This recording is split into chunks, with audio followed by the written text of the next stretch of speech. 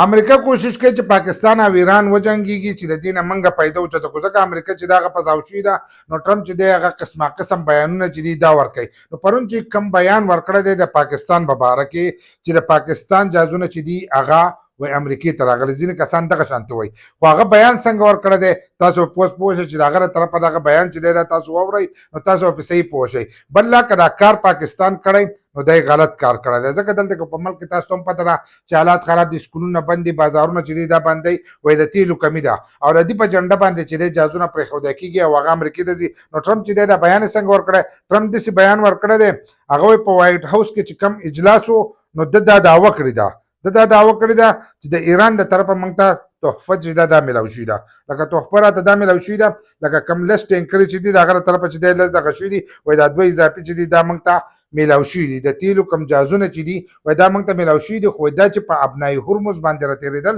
کومه لار چې ایران بنده کړې او په هغې جازونه نه پرېږدي په هغې اجازت چې دی پاکستان ته هم دی انډیا ته دی داسې چینا ته دی روس ته دی دې ملکونو ته پې اجازت دی خو که دې کرنسي چې ده د په تیلو کمې روپۍ چې دي هغه په چاینیز کرنسۍ کې ادا کوي نو دې ته اجازت دی اجازت دی نو په دغه ځای کې چې وایي دا جازونه راوړېدل نو په دې باندې د پاکستان جنډې چې دي دا لګېدلې دي نو ده دغه بیان ورکړه خو تر اوسه پورې یوې ادارې چې دی د دې تصدیق نه دی کړی که دا بل کس دا بیان ورکړه نو دوی ورپسې ډایرکټ بیان ورکړه نو دوی له پکار دي چې ډایرکټ د دې تصدیق وکړي او د دې خبره چې دا جاري کړي چې دا شوي دي که نه دي شوي نو هغه دغه بیان ورکړی دی چې په دې باندې د پاکستان جنډې لګېدلې وي او ایران چې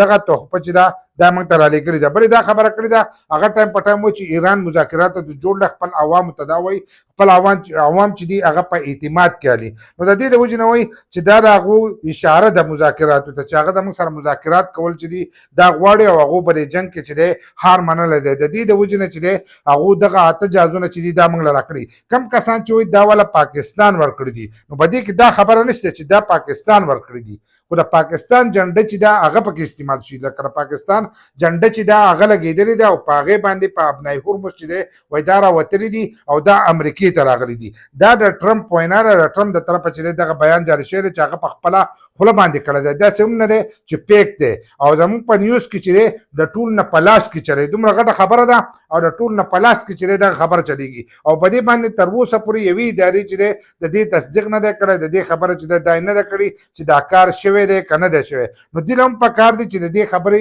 تصدیق وکړي او دا چې دی د عوامو ته دغه کړي چې د پاکستان دا جنډه داسې استعمال شوي ده که نه ده او که استعمال شي دلته په ملک کې چې دی ما څنګه تاسو وي چې بازارونه اوس بند دی چې د تیلو دا دغه چې دی دا شاټۍ چې دی دا دغه نه شي او تیل چې کم ګران دي چې په هغې کې عوامو ته ریلیف میلاو شي نو چې دغه شان د پاکستان ته تیل لازي نو بازارونو او سکولونو بندېدو ته چې دی دې ته بیا ضرورت نه نو تاسو سره سره خپل رایه چې دی دا لازم شریک کړئ چې پاکستان دا کار کولی شي که نه شي خو د امریکې دا کوشش دی چې پاکستان او ایران چې دی دا ورشي او موږ د دې نه پیدا وچلو خپل رایه چې دی دا را سره لازم شریک کړئ